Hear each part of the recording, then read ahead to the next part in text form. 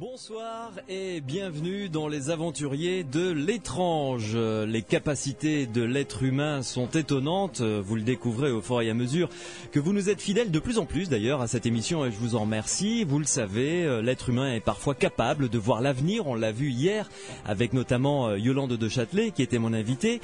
Et l'être humain est capable aussi de soigner avec ses mains. Donc ce soir, nous allons ouvrir le dossier des guérisseurs. J'ai besoin de vous. Pour cette émission, dites-moi si vous avez eu recours au service d'un guérisseur, si vous en êtes content ou mécontent, ou si vous-même vous êtes découvert des capacités de guérir. Vous nous appelez au 0826 300 300 pour nous faire part de vos expériences dans ce domaine. Cyril vous attend comme tous les samedis et dimanches soirs, fidèle au standard 0826 300 300. Avec moi ce soir pour parler de ce don ou talent particulier, Didier Franck qui est guérisseur. Bonsoir. Oui, bonsoir.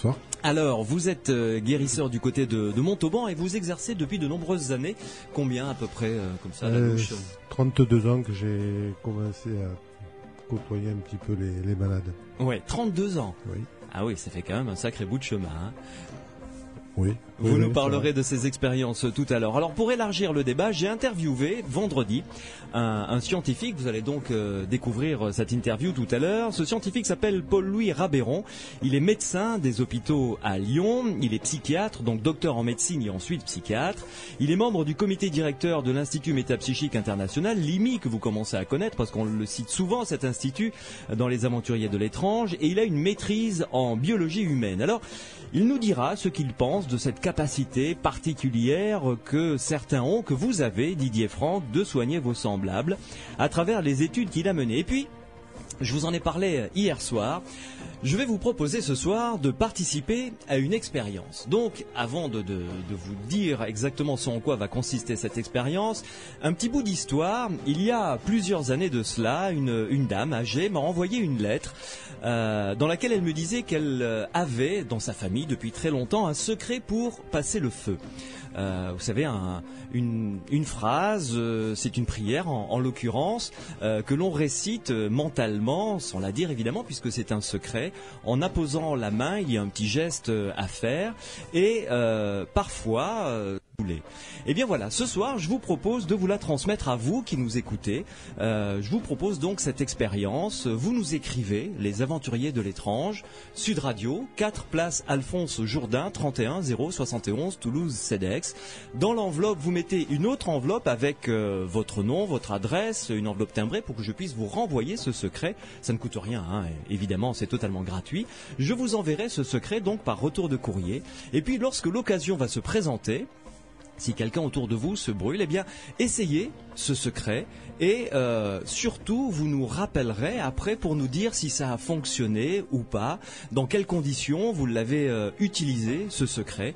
Donc voilà, ce sera la première d'une des expériences que j'aurai le plaisir de vous proposer dans le cadre des aventuriers de l'étrange.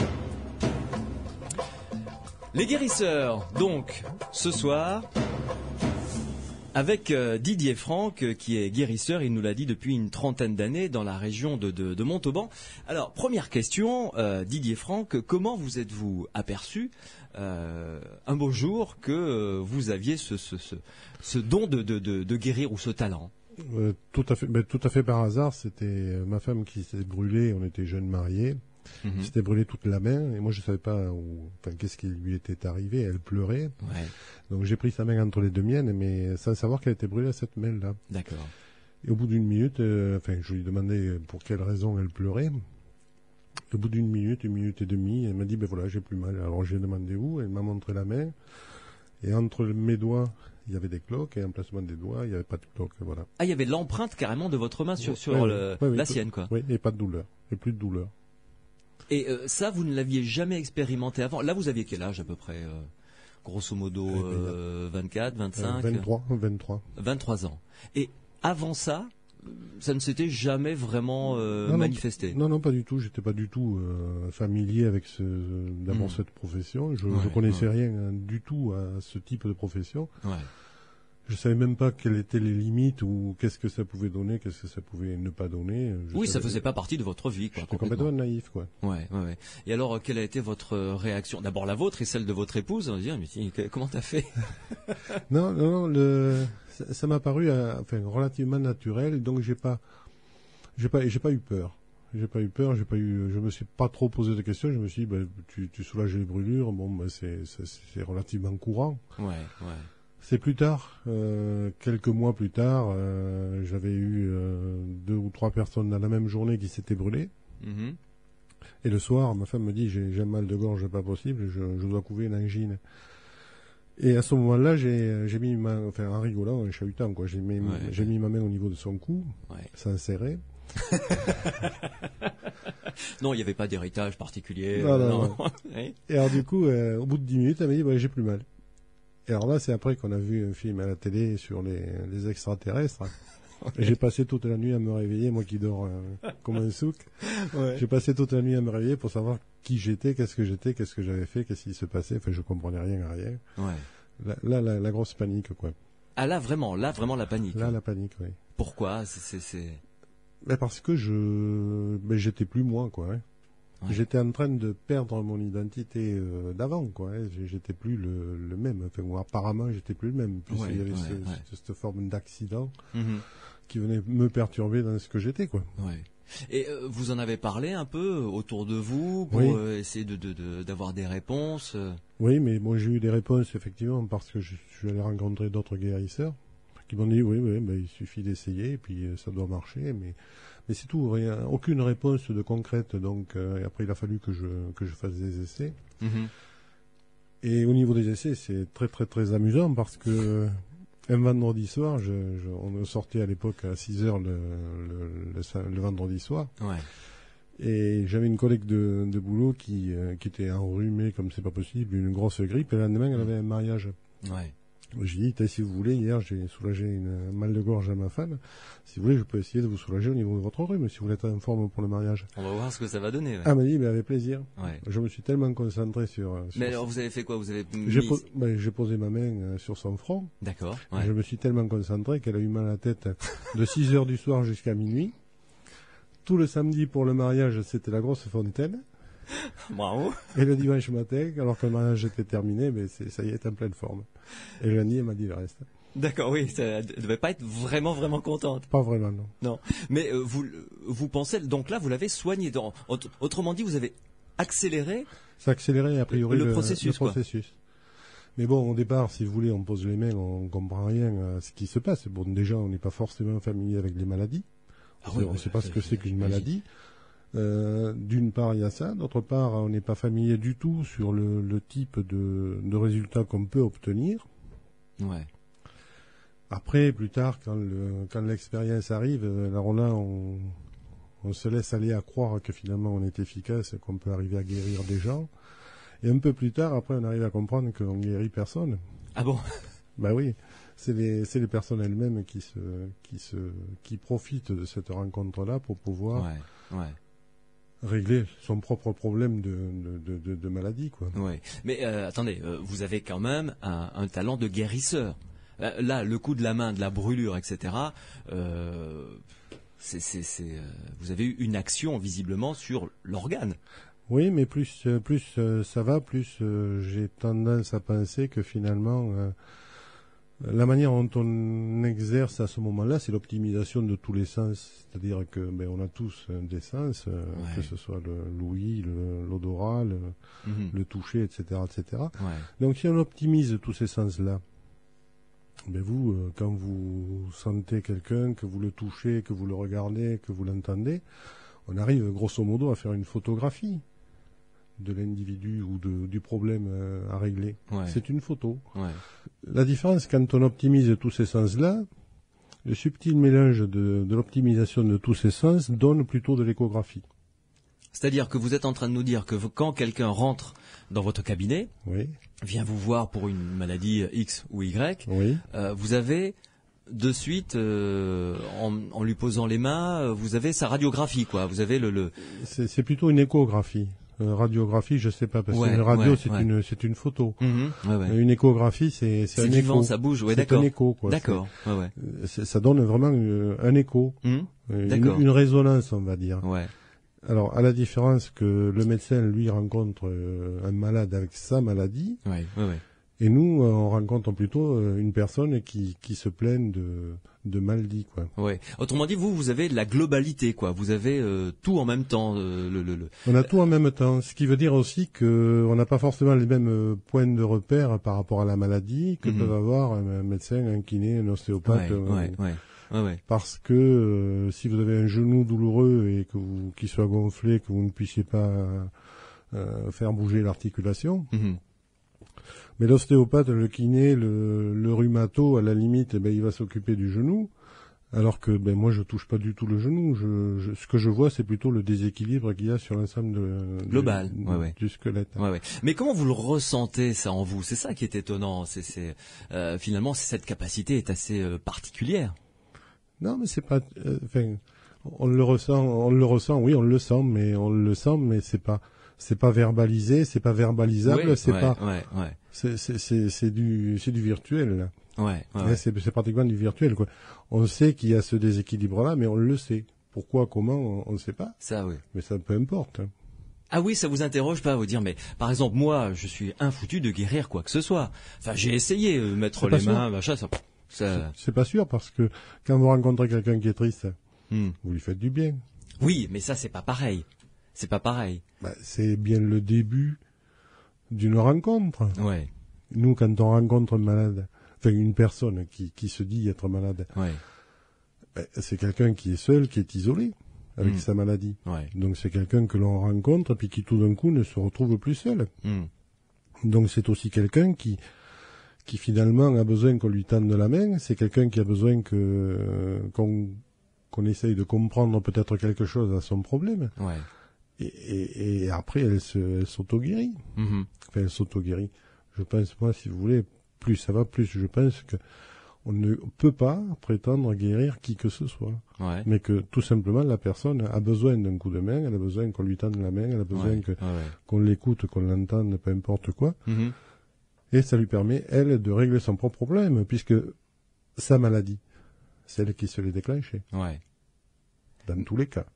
Ça, on va y revenir justement sur cette théorie parce que vous êtes posé beaucoup de questions de comment ça fonctionne. Oui. Malgré ce que vous avez dit, vous êtes interrogé sur votre état comme ça de pouvoir guérir. Oui, mais plus tard. Les gens. Ah, oui, c'est ça, j'imagine. C'est pas plus tard, mais c'est plus tard que j'ai cru commencer à comprendre quelque chose. Ouais. Racontez-nous encore vos débuts, une autre histoire comme ça où vous avez guéri quelqu'un un petit peu en tâtonnant à droite, à gauche. Au départ, ce n'est que du tâtonnement, parce que on a des mains a priori qui font des choses, qui paraissent faire des choses. D'abord, on ne sait pas quoi. Ouais. On ne sait pas où mettre les mains. Ouais. C'est le bazar le plus complet. Ouais. Alors après, on cherche. Au début, on cherche. Moi, j'ai cherché. J'avais vu qu'il y avait des gens qui se servaient de pendules. Alors, je me suis servi d'un pendule. Alors, avec un pendule, on peut faire quoi? On peut poser des questions, oui, non. Est-ce que c'est au niveau de la tête que ça se passe? Non. Ouais. Est-ce que c'est au niveau du cou? Est-ce que c'est au niveau du dos?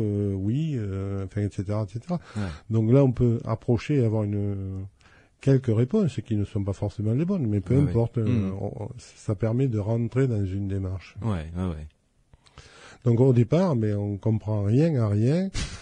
Et quand on a l'impression de commencer à comprendre quelque chose, c'est là que ça marche plus après. Ah oui. Oui. Oui, parce que la première des démarches et la seule démarche qui soit intéressante pour cette action-là, c'est d'arriver à être soi-même absent. À s'oublier. S'oublier complètement. Ouais. Oublier qui on est. Oublier tout ce que l'on sait. Ouais. Oublier tout ce que l'on croit. Ouais. Il faut qu'il ne reste que le malade.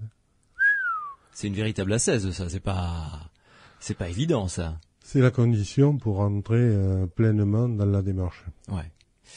Didier Franck, vous restez avec nous jusqu'à minuit pour nous faire découvrir comment vous soignez, comment vous réussissez à avoir des résultats, somme toute, intéressants. Vous avez même soigné des toubibs. hein. Beaucoup, ouais. On en parlera également. 0826 300 300. Si vous êtes allé consulter vous-même des guérisseurs dans notre grand sud-ouest, venez nous faire part de votre vécu, ce que vous en avez pensé, si ça vous a apporté un véritable bien. Attention, entendons-nous bien, on n'est pas là pour faire de la publicité à tel ou tel autre guérisseur, mais se pencher sur ce phénomène extraordinaire qu'ont certains d'entre nous de pouvoir guérir les autres. 0826 300 300.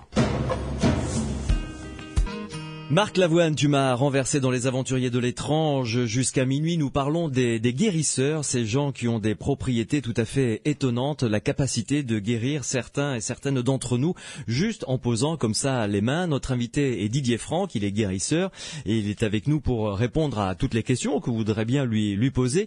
Et également, si vous avez des témoignages, parce que vous êtes allé voir un guérisseur, vous avez obtenu des résultats tout à fait étonnants, ou que vous avez cette capacité à guérir en posant les mains, vous nous appelez au 0826 300 300. Votre témoignage va apporter de l'eau à notre moulin. Nous avons non pas un témoignage, mais une histoire. Mireille nous appelle de Montrégeau. Bonsoir Mireille. Bonsoir Louis. Nous sommes en compagnie de Didier Franck. Oui, bonsoir Monsieur Franck. Bonsoir, madame. Alors voilà mon histoire. Ma grand-mère avait reçu un don, on lui avait donné un don. Ouais. Un secret plutôt. Voilà. Alors, lorsque c'était une préparation pour guérir les brûlures, mais vraiment des brûlures c'était vraiment la peau, vous savez, qui pelait. Ouais. Alors, elle se cachait pour préparer cette pommade. Ah, elle se cachait, vraiment? Ah oui, c'était un secret, donc elle se cachait. Ouais. Alors, ma mère qui vivait avec elle, à l'époque, puisque la pauvre, elle est décédée en 57, et moi j'avais 10 ans. Ouais. Et vous savez, à 10 ans, les enfants sont très curieux. Ah, ouais. Et alors, je me souviens d'une chose, c'est que, alors, c'était du lard. Il y avait du lard. Elle faisait fondre du lard dans une poêle. Ouais. Et alors, à partir du moment où le lard était fondu, elle me disait, maintenant tu t'en vas. Elle fermait à clé. Et moi, par le trou de la serrure, j'ai dit, mais vous savez ce que c'est, la curiosité, qu'est-ce qu'elle fait? Ouais. C'était un peu sorcier, quoi, quand on y pensait. Ouais. Et alors, à partir de là, après, il fallait qu'elle mélangeait avec une plante, avec plusieurs plantes. Ouais. Et tout un tas de trucs, quoi, enfin. Puis elle refaisait macérer ça le lendemain, enfin, pendant 3 jours. D'accord. Elle passait tout ça, et alors, mais elle a guéri, je vous dis, des gens qui allaient chez le médecin, les pommades du pharmacien, ils faisaient rien. Ouais. Et oui, parce que elle était connue pour avoir ce secret, justement. C'était un secret, mais en plus, il y avait une prière. Ah. Elle faisait en plus une prière. D'accord. Voilà. Et puis elle fabriquait aussi avec, elle allait, vous savez, les fruits des pins, là, enfin. Elle faisait macérer tout ça, ça ressemblait à un vin, quoi, un vin rouge, hein. Ouais, alors elle nettoyait avec ce liquide, là, hein. Ouais. Et puis après, alors, avec le ciseau, elle coupait, parce que c'était que, je vous dis, c'était pas simplement une petite brûlure que l'on peut se faire avec une casserole, ou enfin, comme a dit le monsieur Franck, il s'appelle. Oui, c'est ça, Voilà. Et c'était vraiment très profond. Et je vous assure, les gens guérissaient, mais sans cicatrice. Alors bien sûr, elle ne se faisait pas rémunérer, surtout à l'époque, elle ne voulait pas d'argent. Et les gens, pour la remercier, lui portaient du lard, justement, des œufs, un poulet, voyez. C'est ce qui se faisait avant. Et elle emportait ça dans la tombe, parce que ma mère n'était pas, ça n'avait pas l'air de l'intéresser, ni ses autres filles, et moi... Vous étiez trop jeune. Dans ce sens-là. Par contre, Monsieur Louis, j'étais déjà passé lorsque vous faisiez l'émission avec Monsieur Lignon. Oui. Au sujet du magnétisme. Oui. Alors là, j'en reviens à moi parce que moi, j'ai magnétisé. J'ai encore des oranges, des citrons, des bouts de viande. Oui. Et alors, il y a quelques années, j'avais fait un zona. D'ailleurs, je n'ai jamais guéri. J'avais fait venir un guérisseur qui se disait guérisseur, parce que vous savez, il y en a beaucoup qui se disent guérisseurs. On en parlera justement. Oui, tout à fait. Alors, il m'a posé la main. Il m'a dit, oh là là, vous êtes bien atteinte de ce zona. Puis finalement, il m'a rien fait. Mais moi, bien avant, j'ai posé ma main. Et moi, j'arrive à m'apaiser. Mais dire guérir, non. D'accord. Mais alors dites-moi Mireille, 2 questions. D'abord, le secret a disparu. Alors le secret, malheureusement, elle l'a emporté dans la tombe, comme on dit. Ah, voilà, c'est vraiment mais c'était dommage. Un secret. Oui. Et je vous assure que cette pommade, c'était miraculeux, quoi. Et alors, il y avait donc cette pommade, mais elle récitait une prière en même temps. Il y avait une prière, parce que ma mère me dit, mais je pense qu'elle faisait aussi, enfin au fond d'elle-même, vous savez comment on fait. Et voilà, elle disait une prière. Oui. Bon. Alors, oui, je m'excuse, monsieur, je suis très bavarde. Oui, effectivement, Mireille. Juste un instant, je me tourne vers Didier Franck. Dites-moi Didier, dans les campagnes, ça existait beaucoup, j'imagine, ce genre de remèdes, ce qu'on appelle les remèdes de bonnes femmes, quoi. Oui, bien sûr. Mais autrefois, enfin, je pense qu'avant qu'il y ait des médecins, il devait y avoir essentiellement que des personnes comme ça qui avaient des tours de passe-passe, des tisanes, je sais pas exactement, mais enfin, il faut remonter un petit peu dans l'histoire pour... Et il y avait aussi autour, en plus des plantes, il y avait ce côté mystérieux du secret, de ce qu'elle récitait en mettant cette pommade, enfin cette mixture, quoi. Oui, mais le fait de réciter, si vous voulez, une prière ou une formule, ça c'est un moyen pour le praticien de se retrouver dans un état qui va permettre de rencontrer le malade. D'accord. Enfin, à mon avis. De s'oublier soi-même, c'est ça en fait. fait. De s'oublier soi-même, parce que je pense pas qu'il y ait quoi que ce soit de tellement mystérieux là-dedans. Ouais. On se plaît à dire que c'est très mystérieux, mais. Vous êtes en train de me casser la baraque là, Didier, quand même. Non, mais je crois qu'il faut garder un petit peu les pieds sur terre. Oui, bien sûr. C'est pas parce qu'on fait on peut avoir des résultats qui paraissent être extraordinaires. Que la démarche est extraordinaire. D'accord. Ouais, c'est vrai que tout à fait. La quantité moi j'ai vu des résultats qui paraissent spectaculaires, mais en réalité parce qu'il y avait une erreur de diagnostic au départ, avant. Oui. Et un truc tout simple qui passe de manière pratiquement spontanée, quoi. Tout simplement parce qu'il y a une erreur de diagnostic, il suffit de. Ouais. Et alors Mireille nous a dit que elle réussissait à se guérir. Peut-être pas totalement, mais avoir une action. Est-ce que vous utilisez votre talent pour vous? Ah oui, chaque fois que je me brûle, oui, ça j'oublie pas. Et ça marche. Ah, ça marche. Il suffit que, je pose ma main, c'est tout simplement. Oui. Oui, non, mais ça marche bien. Mais pour les brûlures, mais pour autre chose, quand vous avez un rhume, une angine, si tant est que vous soyez malade d'ailleurs. Oui, mais enfin non, d'abord j'évite d'être malade, et c'est beaucoup plus facile. Oui, ça, je suis d'accord. Mais ensuite, bon, quand il m'arrive d'avoir un bon rhume, ben je suis comme tout le monde. C'est vrai que un rhume, pour moi, c'est une mauvaise humeur, et c'est que tout simplement, il y a trop longtemps que je tire un peu trop sur la corde, donc il faut aussi, à un moment donné, régler les comptes avec soi, quoi. Ouais. Donc, si on a besoin de se nettoyer un petit peu toutes les muqueuses, eh ben c'est le bon moyen d'avoir un bon rhume, quoi. Oui, tout simplement. Finalement, le rhume est plutôt bon signe. Ah oui, c'est un bon signe, oui. Oui, tout à fait. Enfin, ça dépend pour qui, mais en ce qui me concerne, moi, j'ai chaque année un rhume ou deux, et ça me fait le plus grand bien. D'accord. Et vous savez pourquoi vous avez ce rhume? Ah oui, ça toujours. D'accord. Et alors, vous dites, quand vous recevez quelqu'un, vous lui demandez pourquoi vous êtes malade? Non, je préfère le lui dire.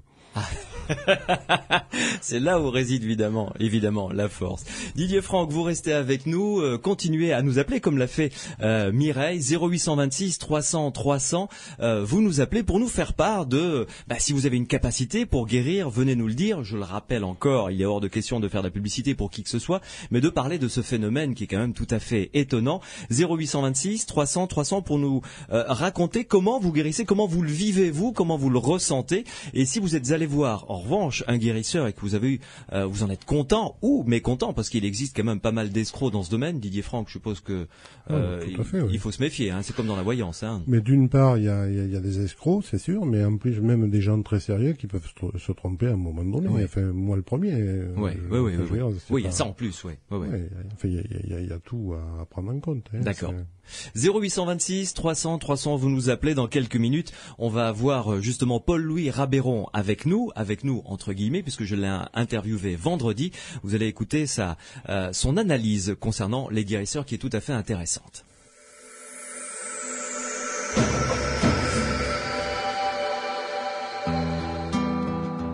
Là où je t'emmènerai, Florent Pagny, dans les aventuriers de l'étrange. 0826 300 300. Cyril, fidèle au poste, attend vos appels. Si vous avez un talent pour guérir, si vous avez un secret pour passer le feu, si vous êtes allé rencontrer un guérisseur ou une guérisseuse d'ailleurs, et vous avez eu de bons résultats, venez nous apporter votre témoignage.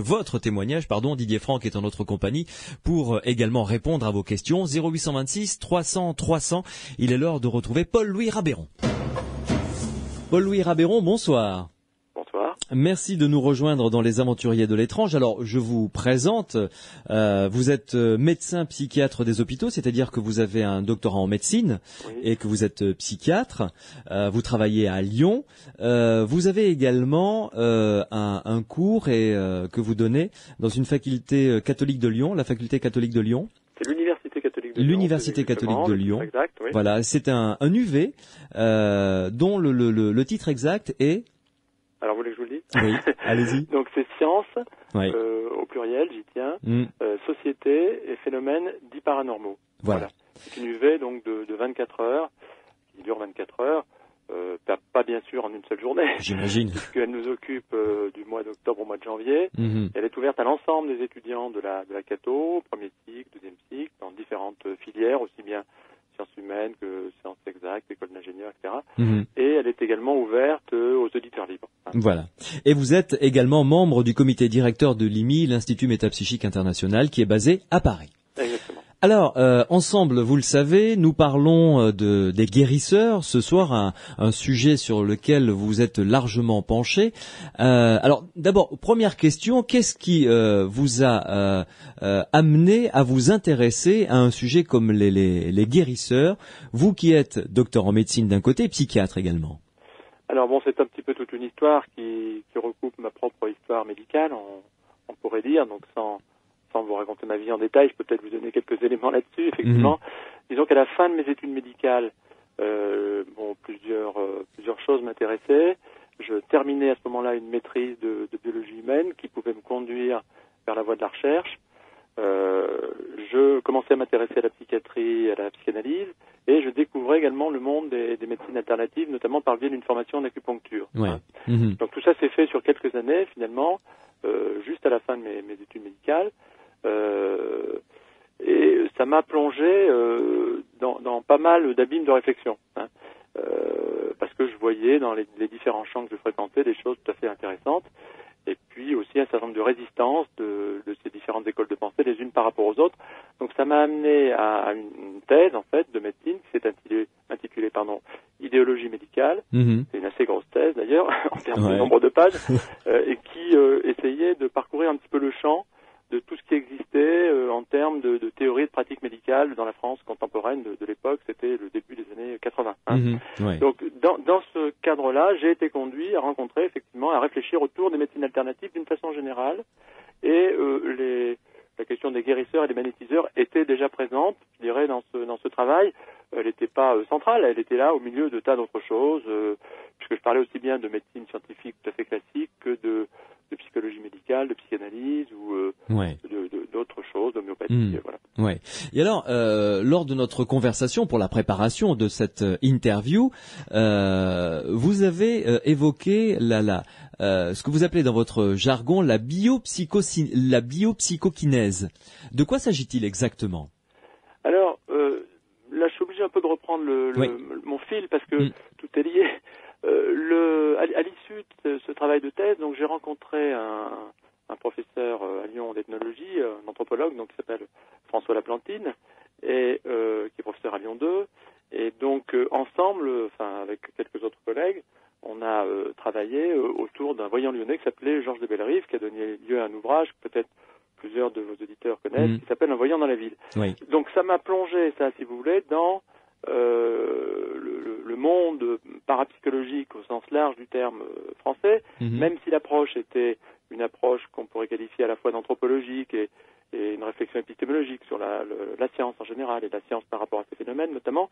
Voilà, donc j'avais été plongé, si vous voulez, dans le bain des médecines alternatives, et là j'étais plongé dans le bain de la parapsychologie. À l'intersection, finalement, il y avait la question des guérisseurs. Alors si on essaye, des magnétiseurs, donc si on essaye après de voir ce que l'on peut dire scientifiquement, quels sont les travaux scientifiques qui tournent autour de ce thème, on tombe bien sûr sur beaucoup de choses dans le domaine, je dirais, psycho-ethno-sociologique, hein, mais on tombe aussi sur des données expérimentales et qui là viennent de la parapsychologie expérimentale.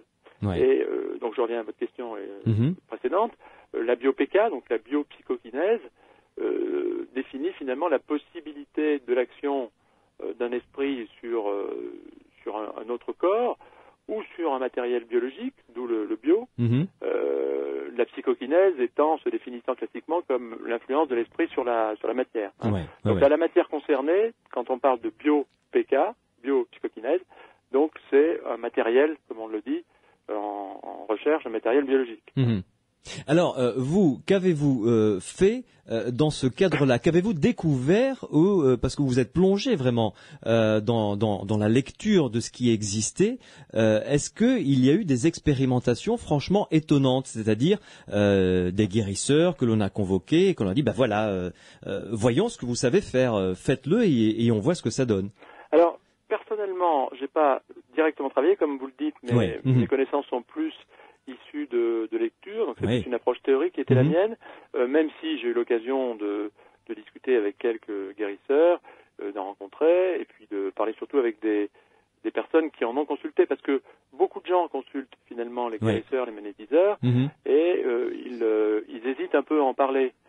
Quand ils rencontrent un médecin qu'ils repèrent comme étant un médecin de l'orthodoxie traditionnelle, on va dire classique. Oui, alors qu'il y a des médecins qui recommandent certains guérisseurs ou magnétiseurs également. Hein. Oui, tout à fait. Dans certaines zones rurales, par exemple, il y a certains magnétiseurs qui sont connus pour guérir les brûlures. Et moi, j'ai entendu raconter des histoires comme ça de médecins qui envoyaient tout de suite chez cette personne-là quand il s'agissait d'une brûlure. Bon. Tout à fait.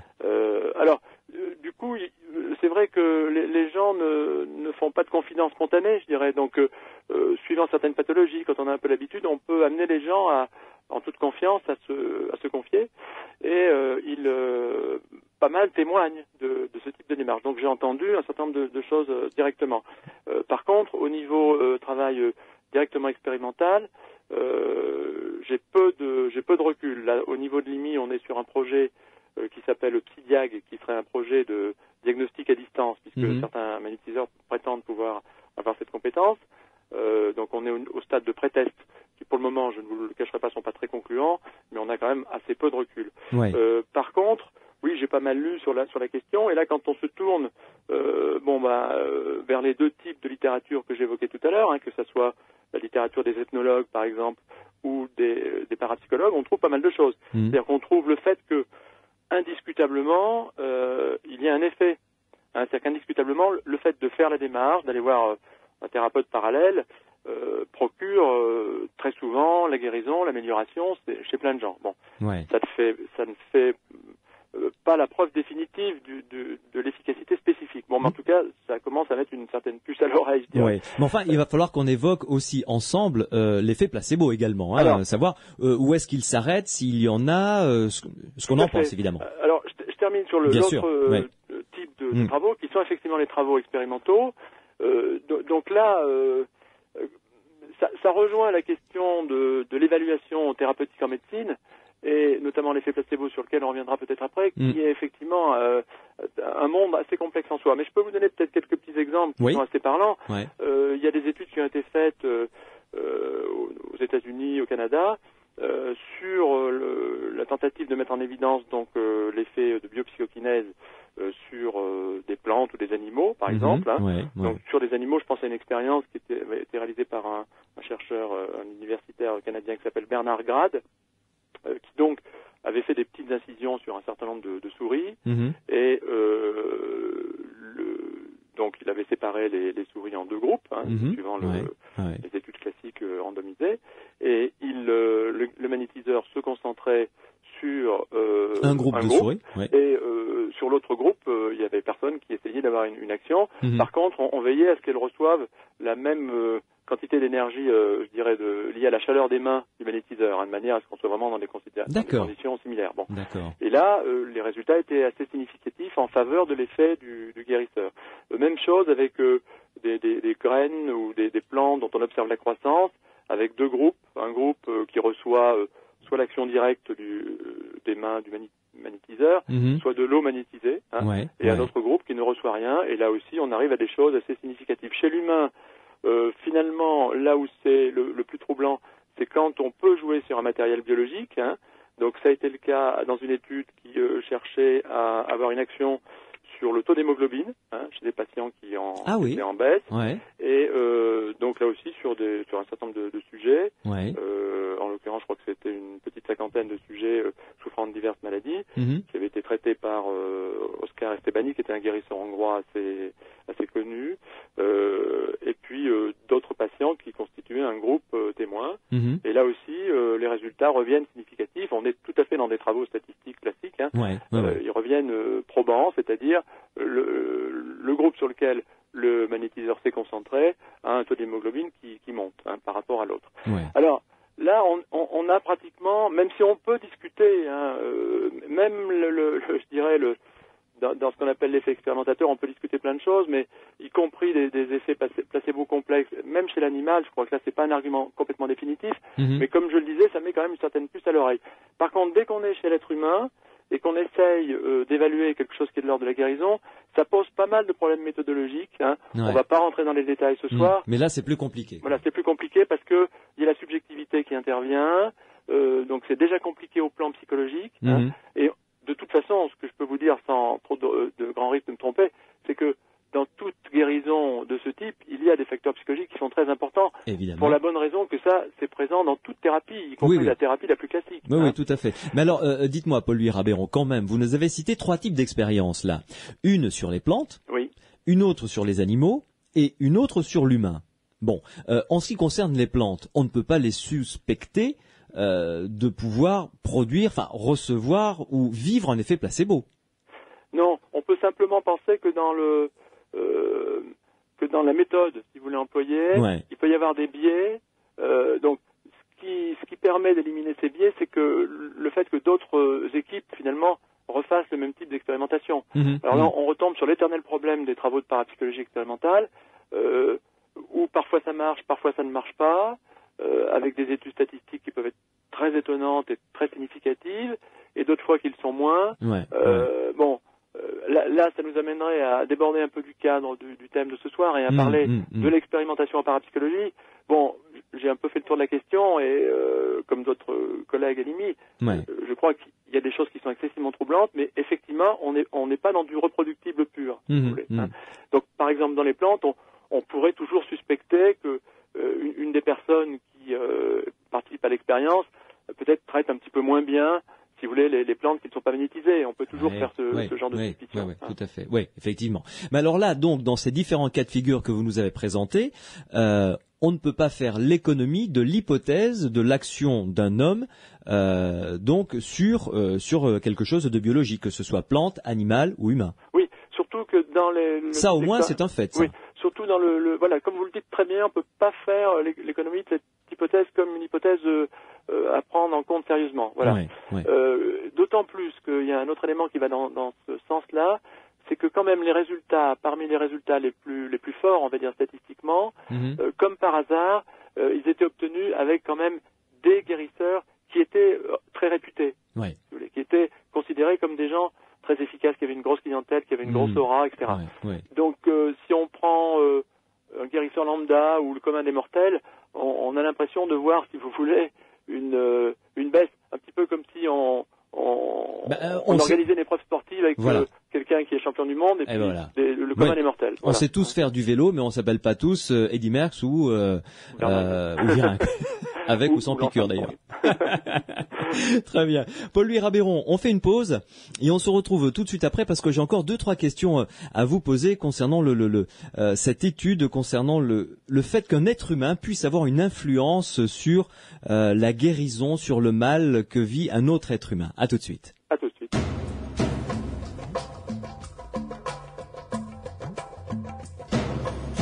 Cathy Tunstall dans Les Aventuriers de l'étrange, c'était Suddenly I See. Avant de retrouver Paul-Louis Rabeyron, je vous rappelle l'expérience que je vous propose de vivre ensemble. J'ai à ma disposition un secret pour passer le feu. C'est une vieille dame qui me l'avait envoyé il y a fort longtemps pour le donner à qui veut bien l'utiliser. Eh bien écoutez, c'est à vous que ce secret va revenir. Il faut que vous nous envoyiez un courrier avec dans ce courrier une enveloppe avec votre nom, votre adresse, une enveloppe timbrée évidemment. évidemment. Et par retour de courrier, eh bien, je vous enverrai ce secret pour passer le feu.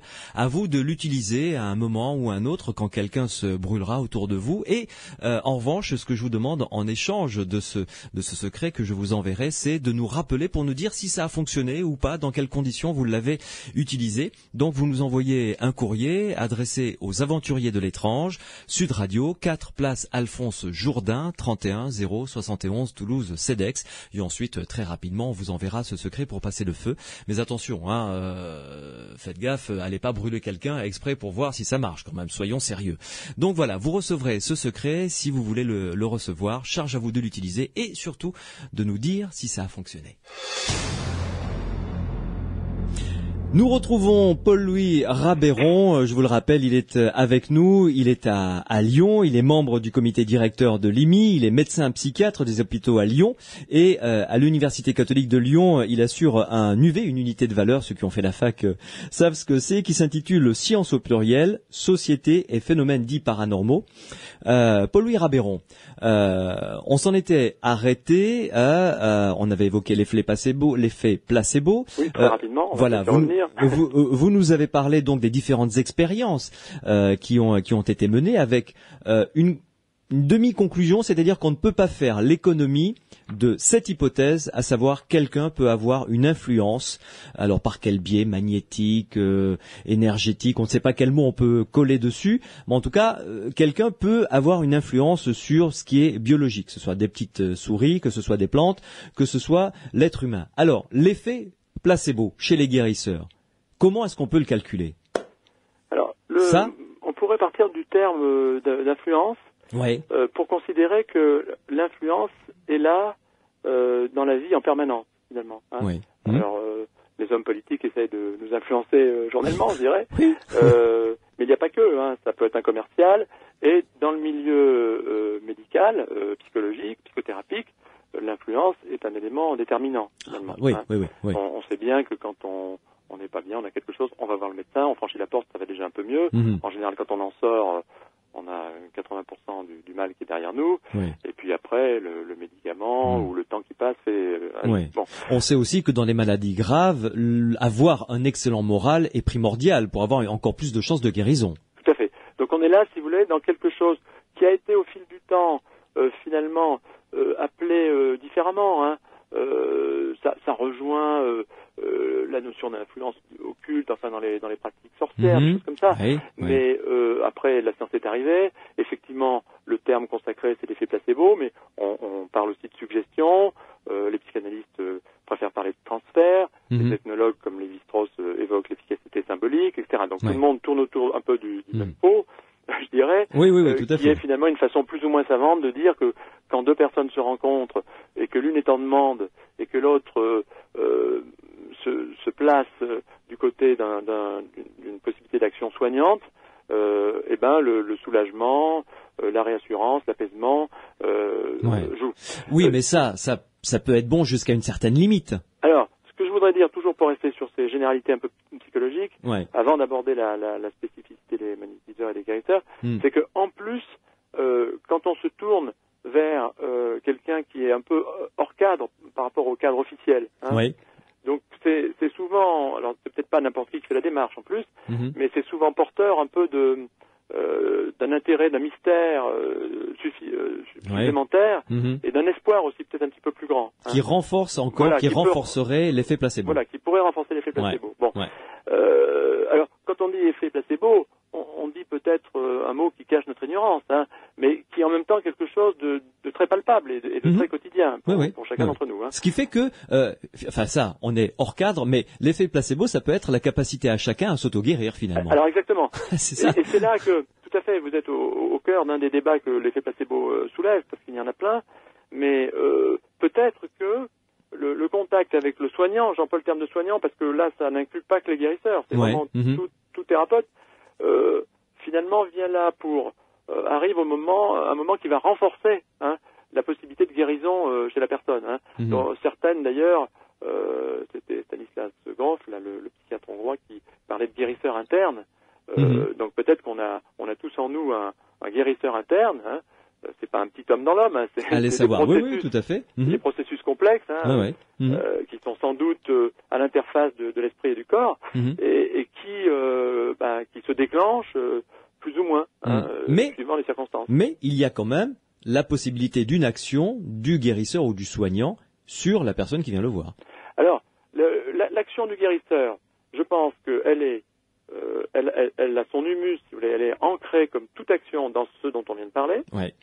Et après, on peut commencer à discuter de l'efficacité propre, qu'on appelle en termes médicaux. Ouais. Alors, on se rend compte que finalement, si on regardait toutes les pathologies et toutes les façons de soigner les gens, il y a, je ne saurais pas dire en termes de pourcentage, surtout que les études concluent pas toutes de la même façon, mais on dit souvent qu'il y a entre 30 et 60% de guérison, d'amélioration qui sont dues à l'effet placebo. Hein. Ouais. Donc absolument. Entre 30 et 60. Voilà, toute pathologie et tout soignant confondu. Bon, d'accord. Dans certains cas, dans des maladies très graves, etc., le placebo tombe à 0% pratiquement. Ouais. Par contre, dès qu'on est dans des maladies, plus la maladie est fonctionnelle, plus elle est du côté du psychique, on monte à 80%. Psychosomatique, évidemment. Hein, voilà. Évidemment. C'est-à-dire que jusqu'à pratiquement, pour certains, considérer que il y a pratiquement pas d'écart entre l'effet d'un psychotrope et l'effet d'un placebo. Bon. Mais il y a quand même une marge, là vous avez dit de 30 à 70%, ça nous fait, dans l'autre sens, pareil, du 30 à 70% d'effet. Oui, et puis en plus, qu'est-ce qui se passe exactement quand on est dans le placebo? C'est-à-dire, ça veut pas dire qu'il se passe rien. Oui. Mais bon, donc là, on est dans on n'est pas dans l'efficacité propre. L'efficacité propre d'une thérapeutique, c'est ce qui fait la différence avec le placebo, justement. Hein, c'est-à-dire, le placebo est à 40%. Les gens qui prennent tel médicament arrivent à 60%, c'est-à-dire qu'il y a 40% d'efficacité propre. Ouais. Voilà. D'accord. Alors, par rapport, si on revient à nos moutons guérisseurs, donc, voilà, et comment arriver à mesurer ça?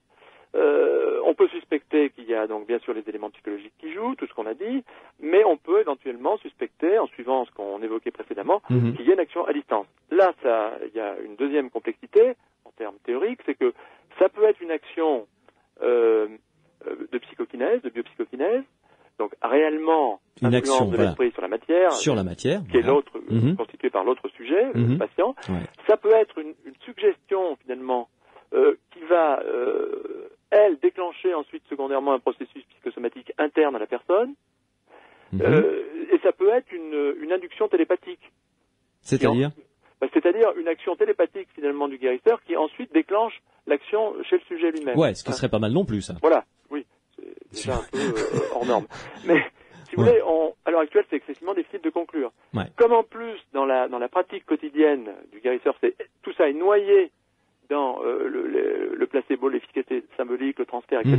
Donc c'est pratiquement impossible. Alors, ce qu'il faudrait pouvoir arriver à faire, c'est faire des recherches assez fines en fait et assez complexes à monter, parce que les méthodologies sont pas du tout évidentes, de type double aveugle. Pourquoi c'est pas évident? Parce que prenons deux groupes, des gens traités par un magnétiseur et des gens qui ne sont pas traités par le magnétiseur. Vous n'avez pas de groupes qui sont symétriques, c'est-à-dire que ceux qui ont eu une action, il y a eu une action. Il y a quelqu'un qui leur a parlé, qui leur a posé les mains, etc. L'autre groupe, on ne leur a rien fait, donc c'est déjà pas comparable. Donc c'est pas recevable, on va dire scientifiquement. Ouais. Ce qu'il faudrait, c'est un groupe traité par un faux magnétiseur et un autre traité par un vrai magnétiseur. Alors, le groupe, c'est le deuxième exemple que j'allais prendre. Ouais. Donc, le groupe traité par le faux magnétiseur, il va tordre le nez, si vous voulez. Enfin, il va pas avoir les bons gestes. Donc on peut tout à fait suspecter que les patients, sachant en plus qu'ils participent à une expérience où il y a un vrai ou un faux, vont être là un petit peu à l'affût et vont repérer. Ah voilà. Donc on est un peu coincé. Ah, c'est compliqué, Alors bon, après on va pas rentrer dans des détails, si vous voulez, qui nous amèneraient loin, mais c'est pour faire toucher du doigt aux auditeurs que c'est pas si simple que ça.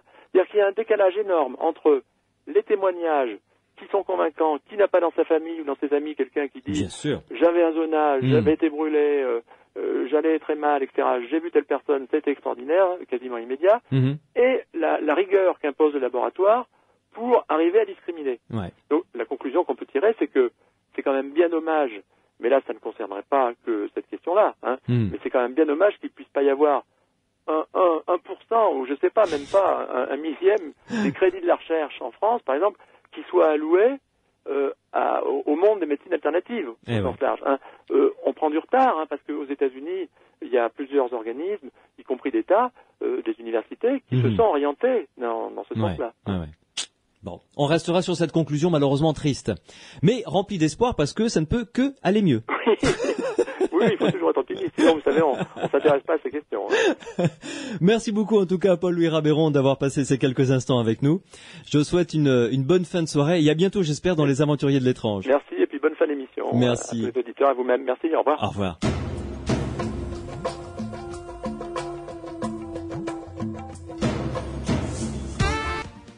Jean-Jacques Goldman, petite fille dans Les Aventuriers de l'étrange, nous parlons des guérisseurs ce soir avec cette interview tout à fait passionnante de Paul-Louis Rabeyron que vous venez d'entendre, qui est un garçon absolument adorable. Didier Franck, guérisseur, est en notre compagnie. Vous nous appelez au 0826 300 300 si vous avez le talent de guérir, si vous passez le feu, si vous êtes allé voir un guérisseur ou une guérisseuse d'ailleurs, parce qu'on dit des guérisseurs mais il y a également des guérisseuses. Vous nous appelez pour nous raconter comment ça s'est passé. Et Sébastien nous appelle de Sorèze. Bonsoir Sébastien. Oui, bonsoir. Sorèze, c'est dans le Tarn, hein? Oui, exact, oui, tout à fait. Alors vous êtes guérisseur, c'est ça? Oui, tout à fait. Ça fait 2 ans que en fait, j'exploite à fond ce don que j'ai découvert en moi. Après, en fait, je le connaissais depuis plus de 20 ans, mais il y a vraiment 2 ans que ça s'est passé, que à ce moment-là, j'ai voulu faire mes propres expériences.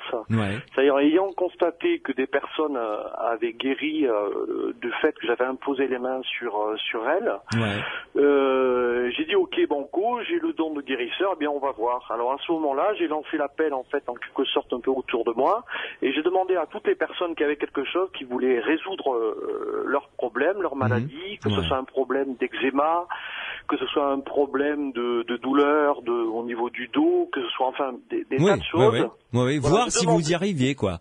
Pardon ? Voir si vous y arriviez. Voilà, exactement, parce que ça me travaillait quand même depuis pas mal d'années, parce que j'avais constaté que c'était assez étrange la coïncidence qu'il y avait entre moi et tout de suite ma compassion à l'égard d'une personne qui était malade et le fait de sa guérison. Donc étant quand même assez rationnel moi-même, je me suis dit bon, on va voir quoi. Et puis effectivement, les guérisons se sont présentées à 80-90% de réussite. Sinon, j'aurais pas continué si ça n'avait pas été le cas. J'aurais mis ça sur le compte, effectivement, comme me disait Didier Franck, en disant je ne guéris pas. Je trouve très humble de sa part de le dire. Il met ça sur le compte aussi de l'auto-guérison, du fait que c'est la personne qui se guérit parce qu'on s'intéresse à elle. Il y a effectivement cette part qui rentre en jeu. Il n'y a pas de personne miraculeuse. Il y a le fait effectivement d'une rencontre, de la compassion et de l'amour. Et ça, c'est quand même une part très importante aussi. Vous avez quel âge, Sébastien ? J'ai 42 ans. Et vous vous êtes aperçu que vous aviez cette possibilité d'améliorer l'état des gens vers quel âge ? Je me suis aperçu, enfin ça a été assez curieux, parce qu'il faut savoir qu'un guérisseur a systématiquement, en tout cas il me semble, je n'ai pas rencontré beaucoup de confrères dans ce sens, mais a systématiquement le don de médiumnité ou de voyance.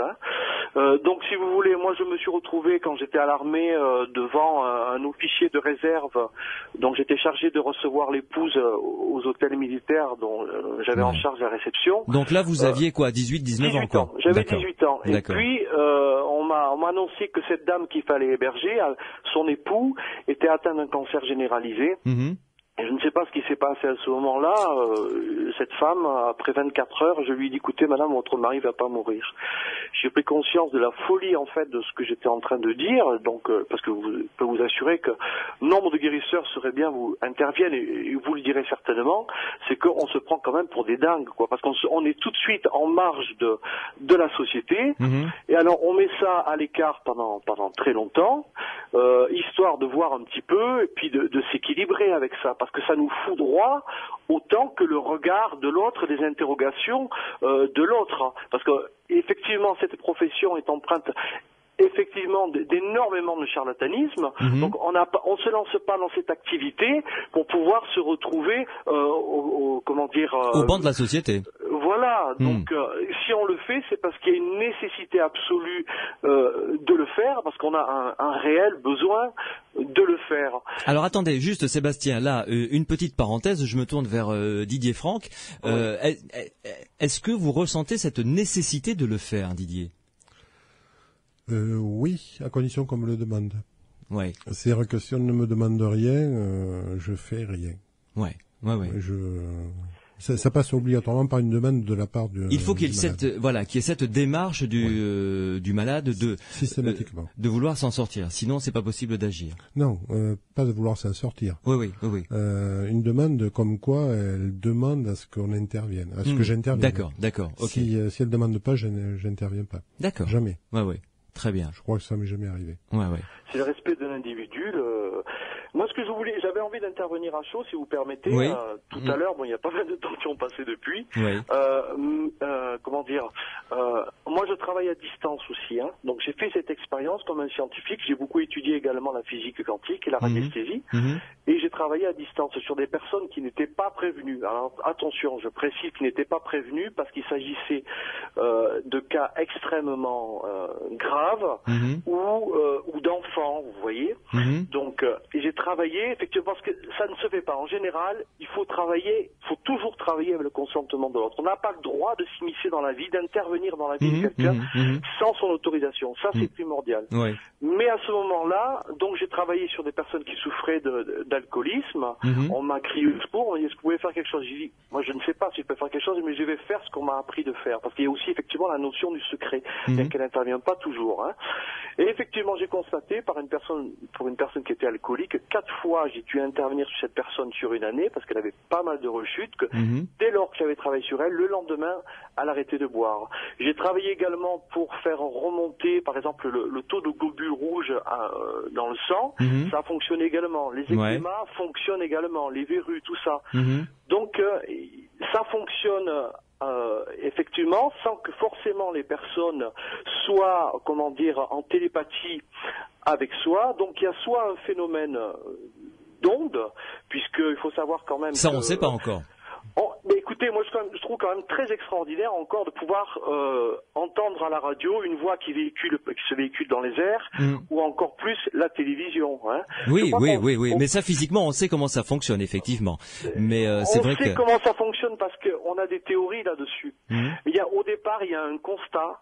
Ça fonctionne, mais il n'y a pas eu une recherche mathématique pour dire ça va fonctionner comme ça. Au départ, il y a un constat et on ne peut pas le contredire. Ouais. Je crois que finalement, au bout du compte, on ne croit que ce que l'on veut bien croire aussi. Sébastien, juste une pause. Attendez, on va continuer la conversation avec vous, mais je me tourne à nouveau vers Didier Franck. Le travail à distance, qu'en pensez-vous, Didier ?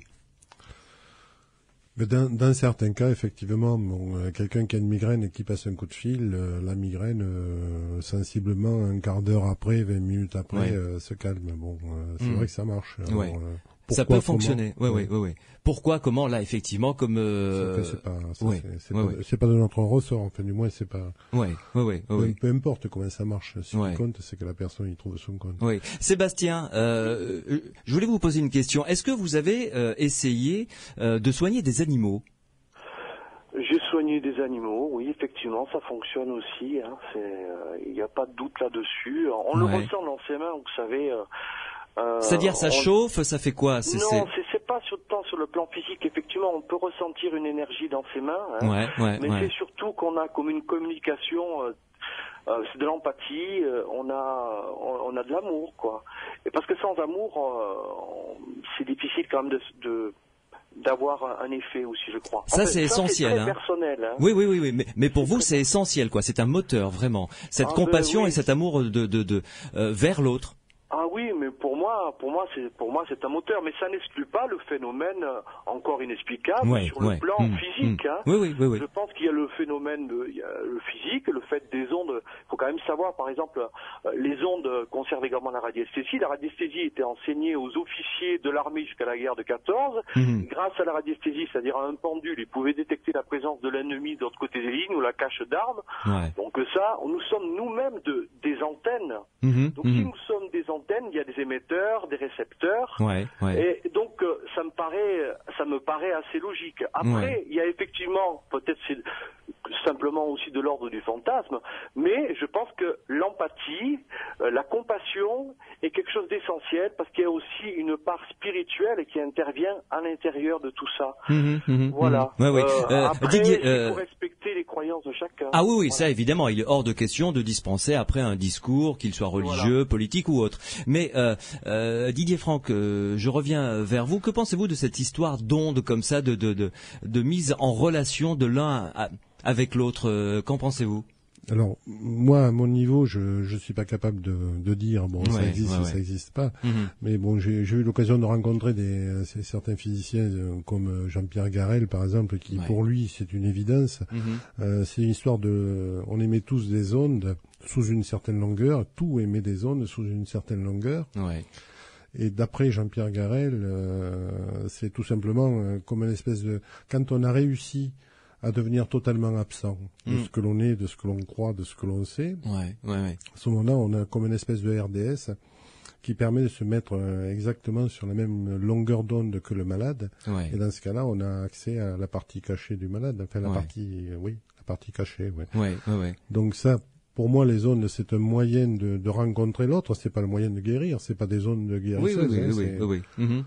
Mais c'est ce qui expliquerait avec des gros guillemets, parce que s'il y a des physiciens qui nous écoutent, ils doivent sauter partout. Mais bon, c'est ce qui expliquerait le. Ouais, il y a sûrement des physiciens qui sont pas du tout d'accord. Il y en a certains qui peuvent l'être. Bon, pourquoi pas? Moi, je sais pas. Je suis pas capable de juger. Sébastien, après, moi, ça me plaisait bien, quoi. Oui, complètement. Puis en plus, ça tient debout, quoi. Sébastien, que pensez-vous de cette théorie? C'est en fait, vous mettez sur la même longueur d'onde que celui qui est en face de vous, quoi. Oui, je crois que...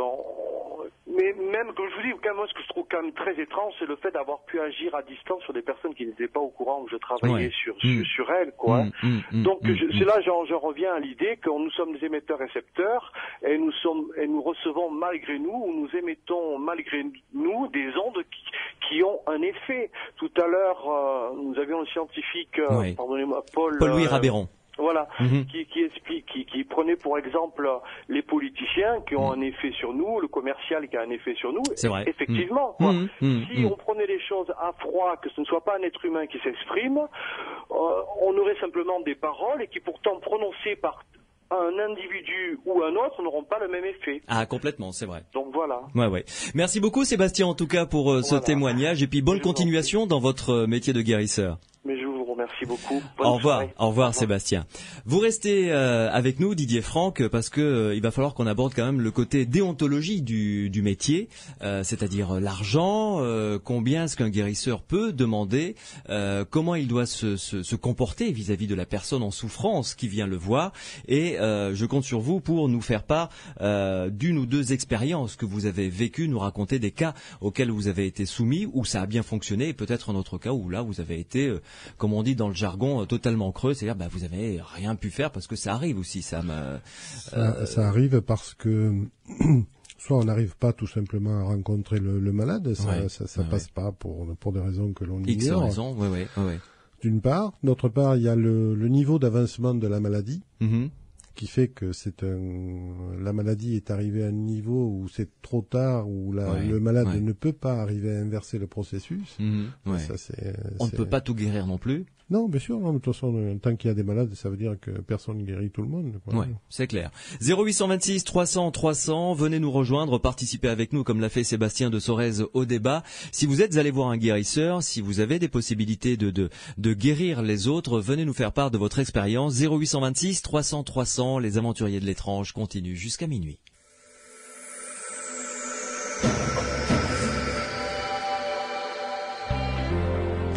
Robbie Williams, Advertising Space, 0826 300 300. Venez nous rejoindre pour participer au débat sur les guérisseurs. Si vous-même vous avez un talent de guérisseur ou de guérisseuse, si vous êtes allé consulter un guérisseur, 0826 300 300, venez discuter avec nous et nous faire part de votre témoignage.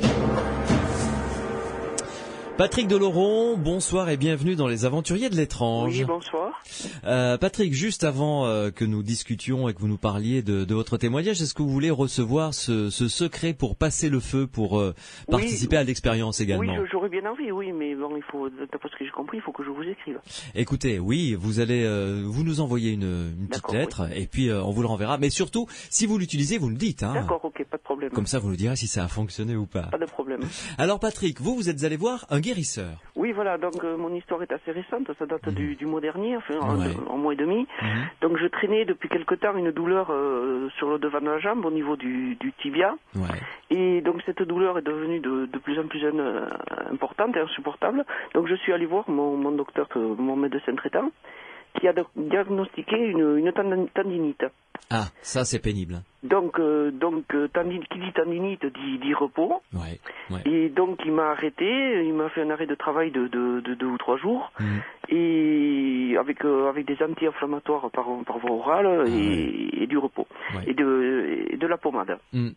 Donc j'ai suivi ces indications, je me suis reposé, j'ai pris des médicaments et j'ai repris le travail. En reprenant le travail, la douleur n'a pas disparu. Et elle est devenue de plus en plus insupportable, donc je me suis décidé à aller voir un magnétiseur, un guérisseur que je connaissais de réputation. Et je savais qu'il fallait aller chez lui avec une bouteille d'eau et un paquet de coton hydrophile. Une bouteille d'eau et un paquet de coton. Oui, voilà. D'accord, Et donc je suis arrivé chez lui, je lui ai expliqué mon cas, il m'a ausculté, il a bien entendu, il m'a dit que c'était aussi une tendinite, mais que cette tendinite venait d'un déplacement des vertèbres lombaires. Donc il m'a imposé ses mains, ça a duré de 1 minute. Et il m'a dit, alors je lui ai demandé si avec cette tendinite il fallait que je continue à me reposer. Il m'a dit non, vous pouvez continuer à marcher et d'ici 2 ou 3 jours cette douleur aura disparu. Et il m'a magnétisé le paquet de coton que j'avais amené et la bouteille d'eau. Ah, voilà. En me disant qu'il fallait surtout que je boive l'eau. Et que je m'applique le coton la nuit sur la partie du corps que j'avais douloureuse. Sur la tendinite, quoi. D'accord. Donc j'ai continué à travailler. J'ai appliqué la nuit, de nuit comme de jour, j'ai appliqué le coton et j'ai bu la bouteille d'eau. Et effectivement, au bout de 3 ou 4 jours, mais la douleur a complètement disparu. J'ai continué à vivre, à mener une vie professionnelle et privée normale. J'ai marché, je suis éducateur sportif, j'ai couru avec les gamins. Et donc la douleur a complètement disparu. Et puis voilà quoi. Donc la question que je voulais surtout poser, c'était par rapport à ce coton et à cette eau. Quel était le pouvoir et quel était le pourquoi quel est le pourquoi de cette magnétisation de l'eau et du coton? Alors d'abord une chose Patrick, parce que moi aussi j'ai eu une tendinite au coude, et je sais ce que c'est qu'avoir une tendinite, et en règle générale quand on en a une, et vous êtes un sportif, vous le savez, quand on va voir un kiné, choses comme ça, on guérit peut-être, mais on garde ça, c'est récurrent, ça revient assez souvent. C'est un enfer. Après, et puis on sait très bien qu'une tendinite, ça ne se guérit qu'avec du repos. Voilà. Et là, actuellement, vous n'avez plus mal. Ah non, la douleur a complètement disparu. Du jour au lendemain, j'ai arrêté bien sûr les médicaments que m'avait ordonné mon docteur. Donc, par contre, j'ai continué à appliquer un peu de pommade. Mais bon, c'est surtout le coton. Le coton. Je pense que c'est l'action du coton et de l'eau magnétisée qui... c'est la question surtout que je voulais poser à votre invité. Alors Didier Franck. Alors, d'abord, c'est la démarche de ce guérisseur-là. Bon, il y a des personnes qui magnétisent du coton, de l'eau, mais c'est leur démarche. Ça leur appartient. C'est-à-dire que moi, je magnétise en aucun cas du coton ou de l'eau. Je le fais pas, je sais pas le faire, ou j'ai pas envie de le faire. J'en sais rien. C'est pas votre truc, quoi. C'est pas votre démarche. Chacun sa démarche. En plus, sur un problème comme ça, moi, en aucun cas j'irai toucher la partie douloureuse, donc en aucun cas j'irai toucher au niveau du tibia. Moi je m'occuperai pas des on vous entend, Je m'occuperai pas des lombaires, mais dernières dorsales. Et tout simplement moi j'aurai une action au niveau entre les premières lombaires et dernières dorsales, mais c'est tout. Moi j'aurai une action là-dessus, mais ça c'est ma démarche à moi. Oui, c'est votre bonne que pour moi. Oui. Mais cela dit, là Patrick, quand même, d'Oloron a soulevé un problème intéressant. Des expériences ont été menées avec des scientifiques. On leur demandait de magnétiser de l'eau qui allait servir à arroser des plantes. Il y avait un lot de plantes, les plantes A et les plantes B. Les plantes B avec de l'eau normale et les plantes A avec de l'eau magnétisée. Et ça a été significatif.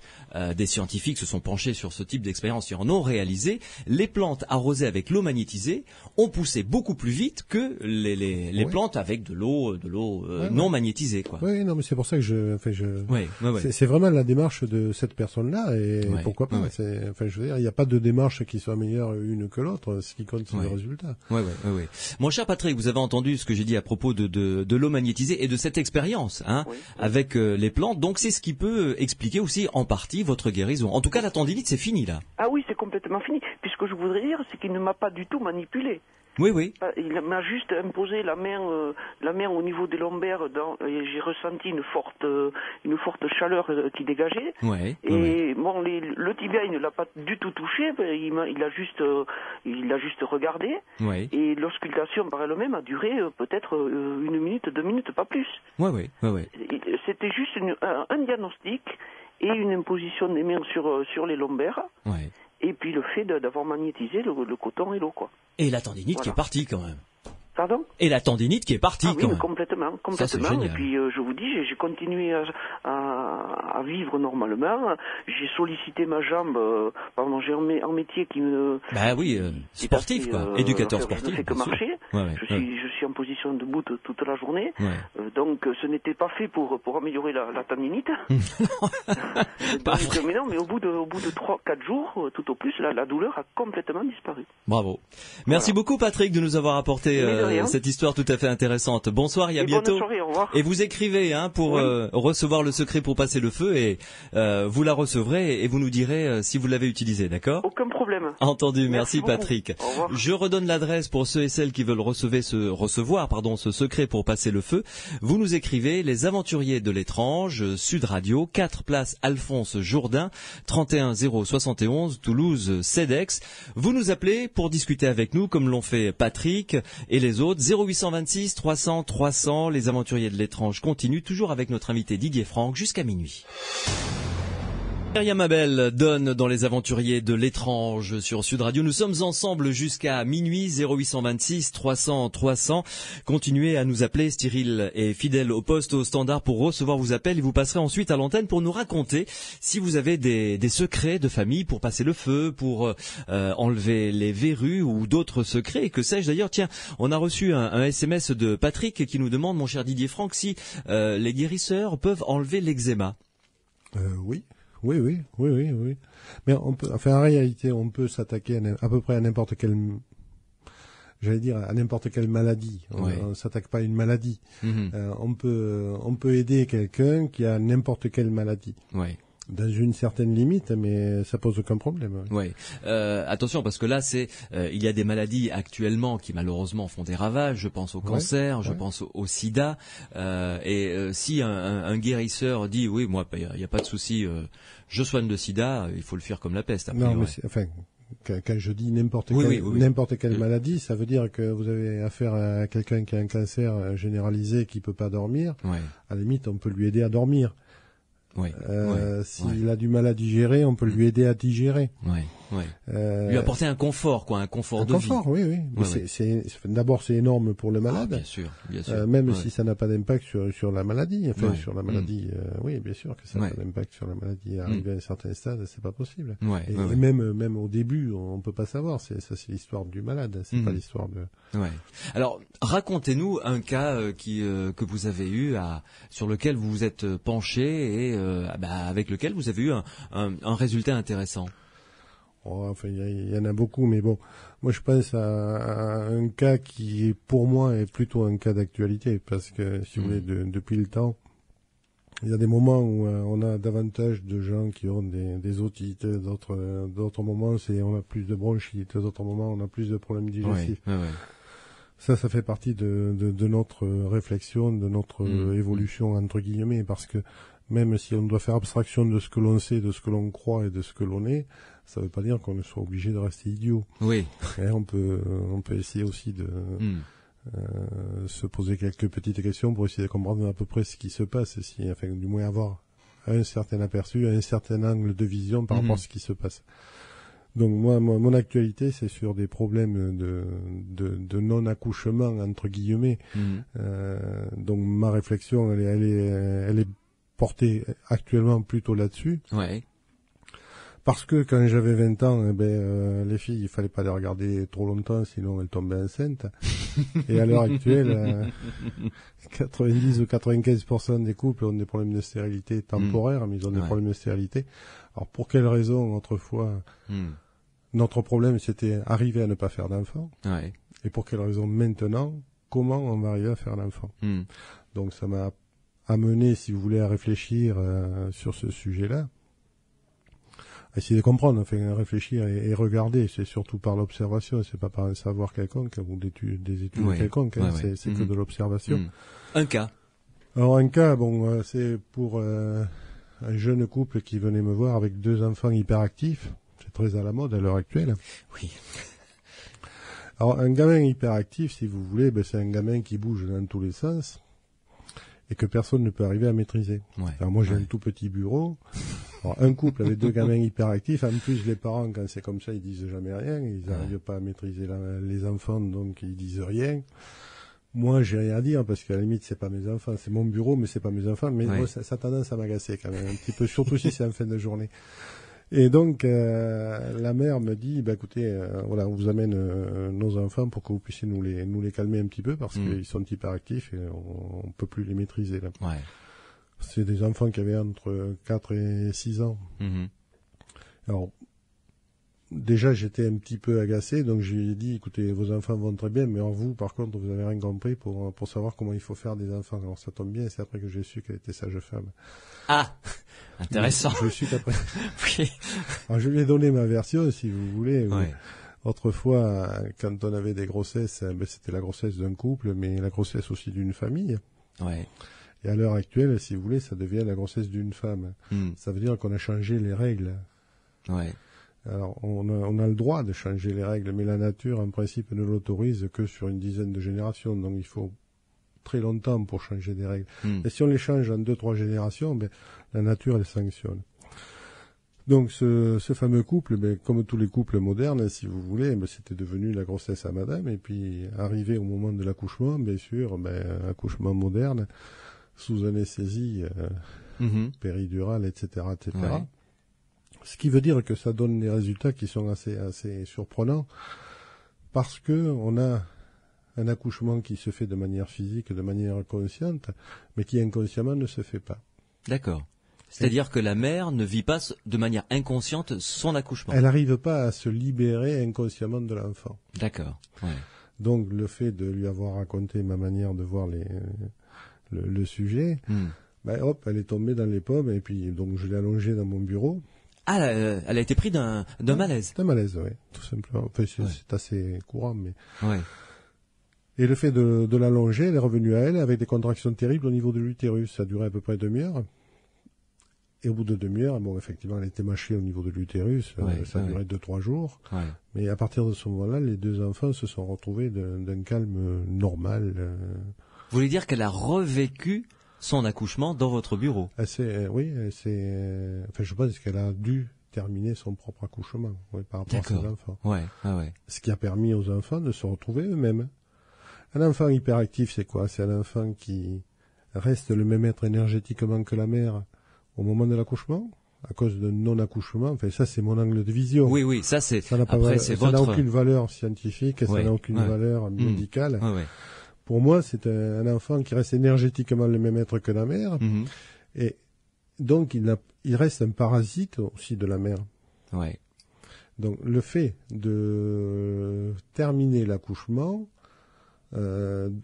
autorise l'enfant à devenir lui, et non pas un parasite de la mère. Ouais. Donc un enfant hyperactif, c'est un enfant qui a 4 ou 5 ans et qui vit avec l'énergie d'une femme de 35 ans. C'est pour ça que c'est une bombe. D'accord. Ouais. Et après, les enfants ont été... Ils vivent normalement, quoi. C'est des enfants normaux. Et les parents, comment est-ce qu'ils sont ressortis de votre bureau Sur le moment, tout le monde était un petit peu surpris, moi le premier, parce que c'est assez surprenant, mais c'est surtout un bel exemple en ce sens que c'était parlant de suite, quoi. Ouais. Moi, je comprenais rien à ce que j'avais fait. Bon, ce que je lui avais dit était plutôt lié à un moment d'agacement de ma part. Ouais. Mais vous l'avez dit d'instinct. J'ai dit instinctivement, oui. Complètement absent de ce que j'aurais été incapable de lui répéter une heure après ce que je lui avais dit. Ouais. Et donc, si vous voulez, les réactions se sont retrouvées très parlantes et très... C'est en ce sens que l'histoire est belle, quoi. Parce que ça a permis de comprendre au fur et à mesure que l'histoire se déroulait, quoi. Ouais. Ah oui, effectivement, très intéressant. Ça ne veut pas dire que chaque fois qu'on essaye, ça marche comme ça. Ça aussi, effectivement. C'est arrivé une fois. Ouais. Nous avons Brigitte qui vient de nous rejoindre. Brigitte, bonsoir. Bonsoir. Vous nous appelez d'où, Brigitte? Bordeaux. De Bordeaux. Alors, chère Bordelaise, dites-nous un petit peu ce qui vous emmène.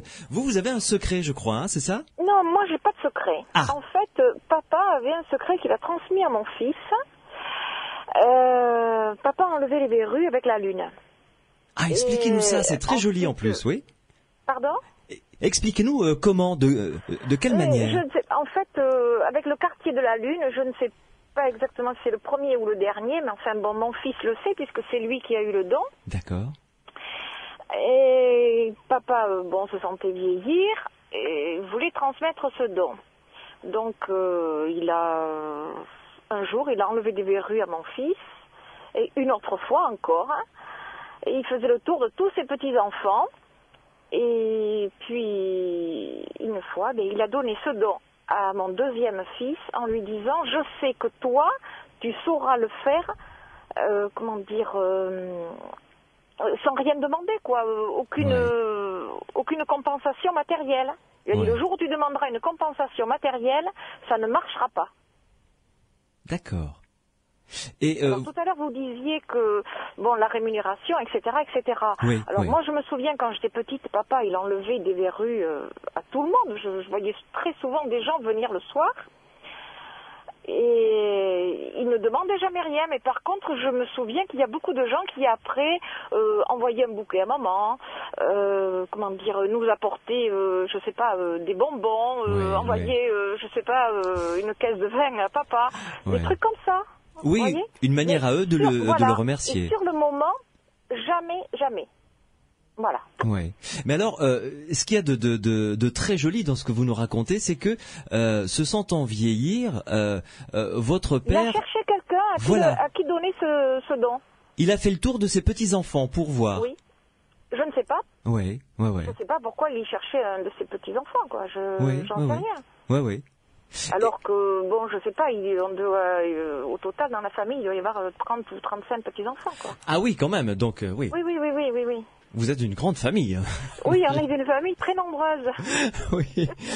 Mais alors, dites-moi, votre fils, donc c'est votre second fils, hein? Mon second fils qui va sur ses 26 ans. Oui. Et quand votre père lui a offert ce don, il avait quel âge? Votre fils, je parle. Il était adolescent, il devait avoir 12 ou 13 ans, quelque chose comme ça. Ah oui, donc il était très jeune, effectivement. Oui. Et lui a autant de succès dans ce domaine avec ce secret que l'avait votre papa? Je sais qu'il y a beaucoup de... Enfin, moi, je ne sais pas tout, mais je sais qu'il y a beaucoup de gens à qui il a enlevé des verrues. Ouais. Parce qu'il y a des gens qui lui ont téléphoné, qui lui ont disant merci beaucoup. Et vous ne savez vraiment... Surtout les gens qui ont souffert parce que c'était des verrues plantaires, souvent... Voilà. Oui. Ces verrues, il applique quelque chose dessus? Je vous demande pas de nous révéler quoi que ce soit. Il y a une espèce de formule. Enfin, moi, je me rappelle de papa qui me l'a eu fait lorsque j'étais gamine.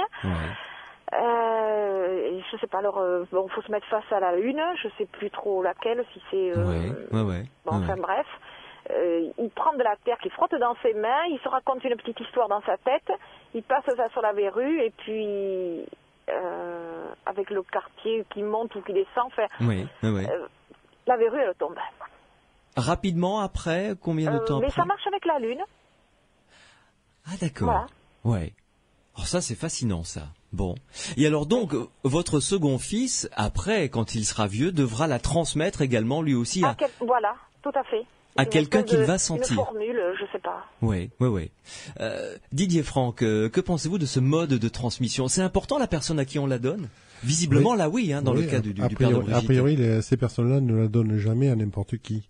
Ouais. Il y a un choix qui est fait systématiquement. Ouais. Mais a priori, c'est parce que, je ne sais pas. Moi, je connais pas. Je n'ai pas connaissance, si vous voulez, de ces gens-là et de la démarche qu'ils peuvent faire et pour quelles raisons. Mais moi, ce que je crus en comprendre, c'est que ils ne la donnent qu'à des personnes qui seront capables de pouvoir exercer cette formule. Quoi. Et la formule reste toujours le moyen de se retrouver dans une situation qui va permettre aux malades de faire partir la verrue, quoi. Ouais. Et est-ce que quand vous croisez quelqu'un, vous êtes capable de le sentir, dit tiens, lui, il est guérisseur. Lui, il a un truc. Dire s'il est guérisseur ou pas, non. Mais s'il peut l'être, oui. Ça, vous le sentez? Ouais, ça se sent, ouais. Ah oui, c'est peut-être ce qu'a fait votre grand-père, Brigitte, finalement, en faisant le tour de tout. Ah pardon, excusez-moi, Brigitte. Qu'il a donné. Il y avait le choix. Ouais, effectivement. Il y avait le choix sur le nombre de petits enfants. D'accord. Très bien. Brigitte, est-ce que vous acceptez de participer à l'expérience que j'ai proposée pour ce secret pour passer le feu? Ah, j'ai pas écouté tout. Ah ben écoutez, je vous explique ça rapidement. Une dame m'a envoyé une lettre il y a pas mal d'années avec un secret pour passer le feu, comme votre père avait un secret pour passer les verrues, en me demandant de le transmettre à des gens qu'il voulait bien. Et écoutez, si vous le voulez, vous m'envoyez une lettre avec une enveloppe timbrée à votre nom et je vous renverrai ce secret pour passer le feu. Ah bon. Voilà, mais attention. Alors, je l'envoie où? Cette enveloppe, à Sud Radio. Un petit courrier où? À Sud Radio, les Aventuriers de l'étrange, Sud Radio.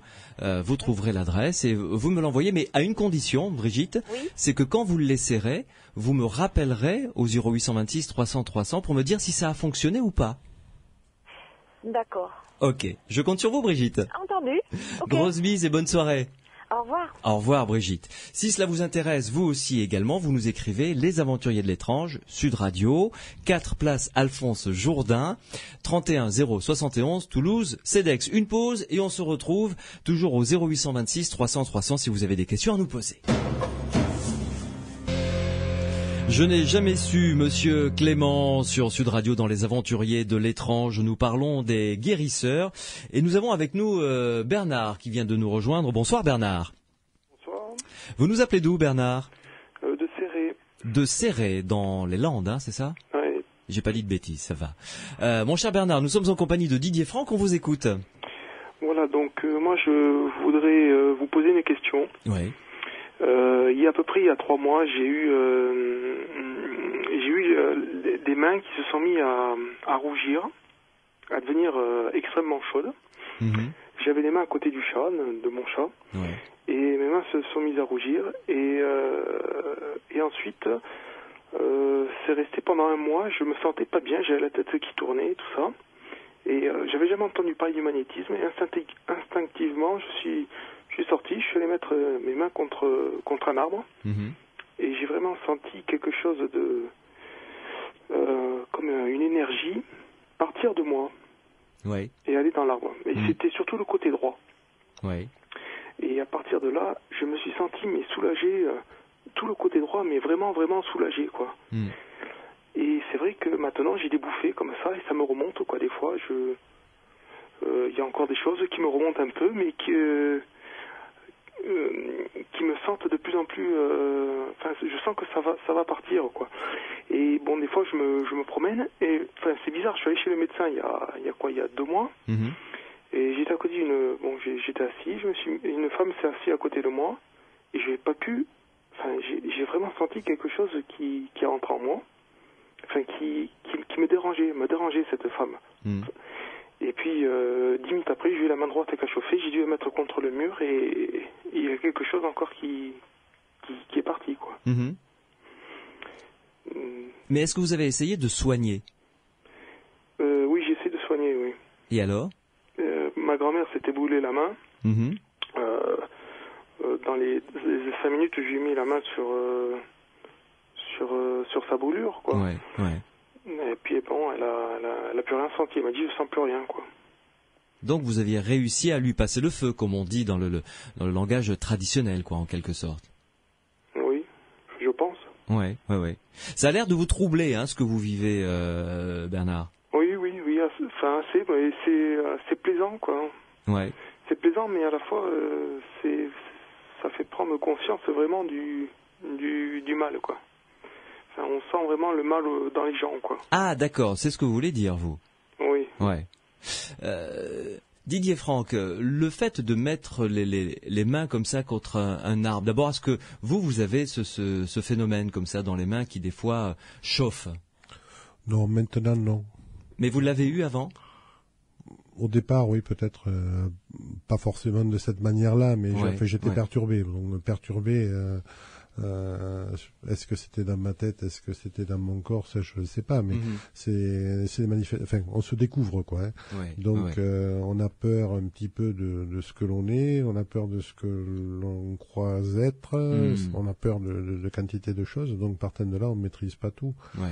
Mais c'est bon, il faut garder la tête froide et puis pas s'affoler, il faut s'observer beaucoup et puis se contenter d'observer et attendre, puis ça viendra. Et peut-être aller voir d'autres guérisseurs aussi. Oui. Puis s'il n'y a pas d'arbre, ben c'est les mains dans l'eau, si les mains le brûlent, hein, c'est pas grave, hein, ça permet de d'évacuer aussi. D'évacuer, oui. Ouais. Mais l'arbre, de mettre les mains sur un arbre comme ça peut permettre de le surplus. Oui. Enfin, on peut mettre les mains contre n'importe quoi, hein, ça fait pareil. D'accord. Bon, l'arbre, c'est un organisme vivant. Ouais. Donc c'est vrai que c'est plus facile, mais je veux dire, c'est pas l'arbre. Pas obligé que ce soit l'arbre. Hein. Il a un chat, le monsieur, il peut très bien mettre les mains sur le chat, à condition que le chat ne survive pas. Ouais. Mais bon, il n'y a pas de raison. Les animaux le sentent quand on a ce talent particulier, quand on les soigne comme ça. C'est les meilleurs malades. Les animaux, il y a aucune résistance. Ouais. Ah, c'est fabuleux. Les résultats, c'est extraordinaire. C'est là qu'il y a les résultats les plus rapides et les meilleurs, quoi. Hein. Ouais. Parce que il y a pas de blocage, il y a pas de résistance, il y a pas de de réaction. Ils le sentent quand vous mettez la main sur eux que c'est pour les soigner. Ils le sentent, ça? Ah oui, ça complètement. Moi, ça m'arrive souvent de soigner, mettons, des chevaux. J'avoue que même si je suis issu de la campagne, j'étais pas habitué à côtoyer des chevaux et donc c'est un animal qui quelque part m'impressionne un petit peu. Moi, le fait de soigner un cheval, ça veut dire que je mets ma main au niveau de sa tête entre les deux oreilles. Donc c'est un acte dominateur qui peut être mal interprété par le cheval. Et un coup de sabot, c'est vite parti. Et bien là non, ils baissent la tête, ils écartent les oreilles et puis là ils bougent pas. Ah oui, ils sentent vraiment que ça leur fait du bien, donc Et puis au bout de 10 minutes, hop, ils commencent à secouer la tête, ça suffit. Mais c'est fait. Ah oui, c'est extraordinaire ça. Ah oui, les animaux, c'est extraordinaire. Ouais. En restant dans le domaine extraordinaire, est-ce que vous avez croisé des guérisseurs qui vous ont, alors là vous dites ouf. Oui. Trop fort. Oui, j'en ai rencontré pas mal de très forts, mais il y en a une là, qui me vient à l'esprit, c'était au Québec. C'était une indienne algonquine qui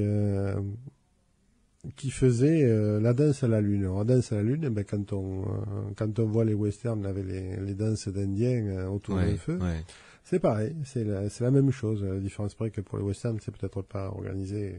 J'imagine, par rapport à une invocation de la lune.